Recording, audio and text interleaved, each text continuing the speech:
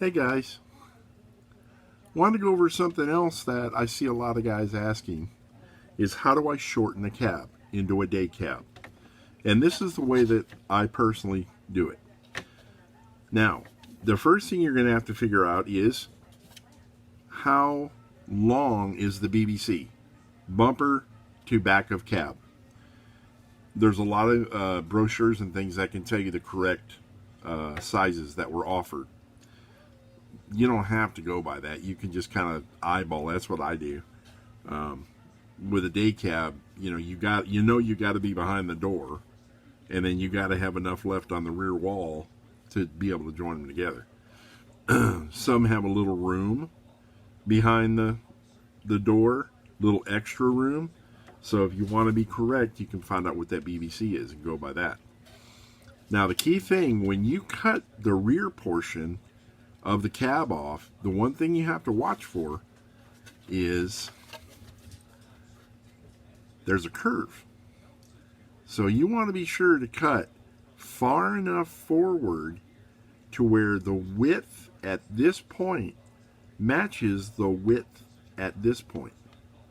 So when you join them, they go right together, and one half isn't more narrow than the other half.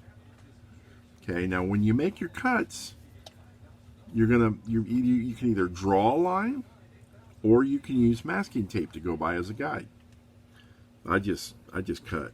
I just kind of figure out where it needs to be by a body line or something and do like that.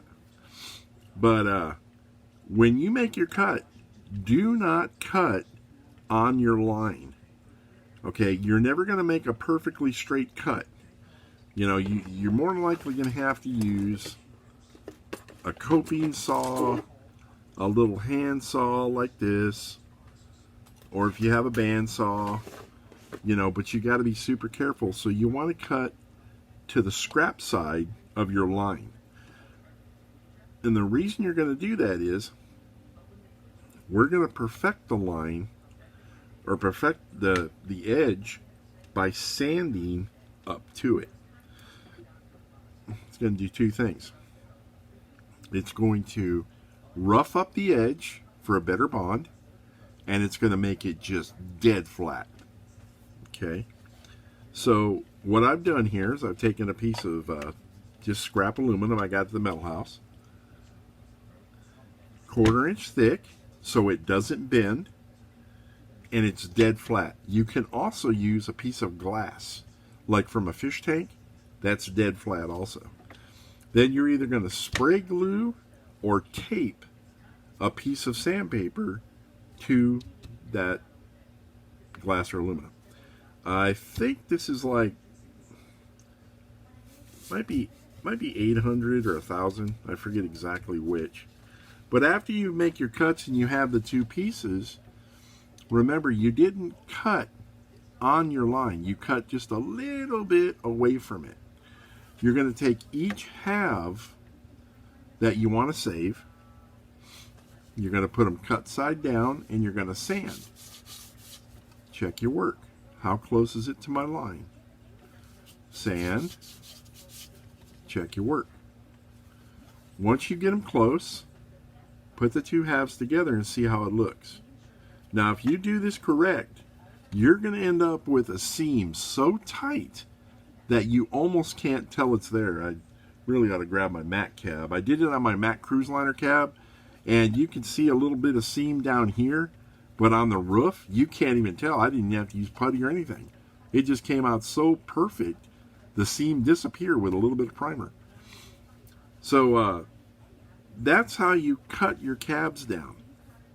That's the way I do it. I chop away from the line, and I sand up to it. Nice straight edge, glues together great. Then you got to go to your interior. Now with your interior, you have to consider, of course, we know the bed's not going to be there. So you have to figure out exactly how far from the front of the interior tub to the rear wall you have. And more than likely, you're going to chop right behind the front seats. Will be your first cut. Then your second cut will probably be the same width as the rear part of the cab you cut off. Okay, if your front of your tub matches where your first cut is, well, then the rear of the tub will be cut the thickness of the rear cab wall. Glue those together, and you should have a perfect interior, fit right in, no slop going back and forth. Make sure I covered everything here. But that's how I do it. If you have rivet detail, don't ever worry about rivet detail. Where are my Archer transfers? I got so much crap up here.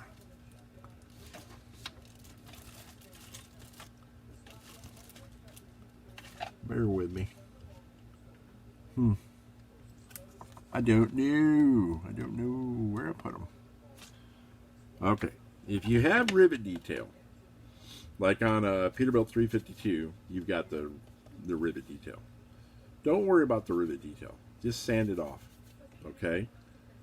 Sand it off. If you need to put a little tiny bit of putty. And what I do is, when you're doing putty, don't just take the putty and put you some masking tape on each side of the seam, just a little ways away from the seam. Take your putty and smear it on there with something flat like a piece of scrap plastic, as thin as you can, but to where you're still covering the seam. Okay, and you want it far enough away from the seam to where you can feather it in. When that cures, pull your tape off, and then you're going to sand that putty to where, don't ever sand down to where you can see the seam. If you can see that seam through the putty, you've gone too far. You're going to see it through the paint. So you want to sand to where it's almost to that seam, where it's almost visible, and your edges of your putty feather into the rest of the cab real nice. Shoot you a coat of primer. That's going to be your test coat. Then you can see how the primer looks. How the putty looks under the primer. If need be, go back with some fine sandpaper and wet sand it. And just keep doing that till it's not visible. That's like the biggest thing, the first thing people are going to notice. When you chop a cab, if you got a big giant seam, it really stands out, guys. I mean, it's, a lot of people don't care, and that's totally cool. But, if you're trying to present a really nice build, take just that little bit extra time and, throw some putty on there. And then on the rivets. Now, after you put your putty and you got it perfect, you can get Archer transfer rivets. And I've got them here somewhere. I know they're up here somewhere. I just got so much stuff up here. I thought I had something up here that had them on it. Sorry, guys. I thought I was prepared. But you're going to take the Archer transfer rivets, okay? And they come in different size rivet heads and different spacing.